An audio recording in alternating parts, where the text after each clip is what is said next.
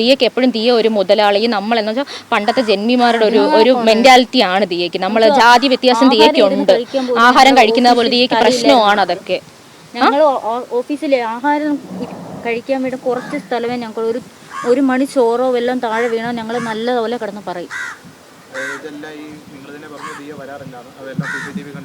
അതെല്ലാം CCTV കാണുന്ന ഒരാൾ എങ്ങനെയാണ് ഈ ഒരു വർഷമായിട്ട് പേയ്മെന്റ് മാത്രം കാണാതെ പോയെന്നാണ് ഞങ്ങൾ. കസ്റ്റമേഴ്സ് അത്രയും വരുന്നത് വരെ CCTVയിൽ വിസിബിളി കാണാം. ദിയയുടെ റീസെന്റ് ഉള്ള സ്റ്റോറീസ് ഒക്കെ പരിശോധിക്കുകയാണെങ്കിൽ ദിയ ഹാപ്പി കസ്റ്റമേഴ്സ് എന്ന് പറഞ്ഞാൽ കസ്റ്റമറൊക്കെ നമ്മുടെ ഷോപ്പിൽ തിങ്ങി ഇരിക്കുന്നതിൻ്റെ ഒക്കെ സ്റ്റാറ്റസ് ഇടാറുണ്ട്. അപ്പോൾ ഇത്രയും കസ്റ്റമേഴ്സ് വന്നപ്പോൾ ഒന്നും വാങ്ങിയില്ലെന്ന് ദിയ ചിന്തിക്കുന്നില്ലേ അവിടെ?